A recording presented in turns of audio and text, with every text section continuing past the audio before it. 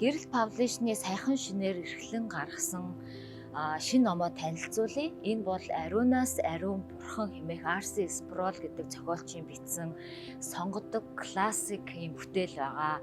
За энэ маань бол дэлхийн христчдийн айл хэдийн танил болсон бестселлер юм ном байгаа. R.C. Sproul хэмээхийн зохиолч бол Ligonier Ministry-г үүсгэн байгуулсан 70 гаруй ном зохиол, тэр дундаа хүүхдийн зохиолуудыг маш ихээр олноор бичиж одоо хувь нэмрээ оруулсан юм библийн багш пастор хүн юм аа.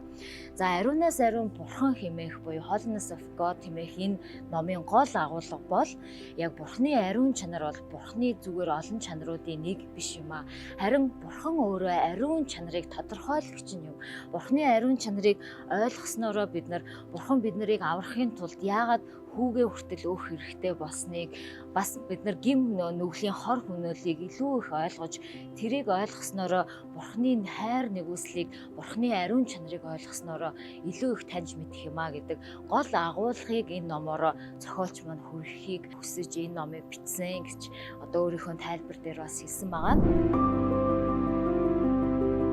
За энэ номын талаар бас энэ пастор Джон Пайпер хүртэл сэтгэгдэл бичсэн. Энэ ном бол яг бидний ойлгох ёстой хамгийн гол цөмс сэдв. Энэ ном бол бурхан өөрөө хинбэ гэснийг тайлбарлаж өгсөн ном учраас бараг эхлүүлээд бараг хаалгүйгээр уншиж дуусгасан гэж пастор Джон Пайпер хүртэл тийм сэтгэгдэл өгсөн байсан.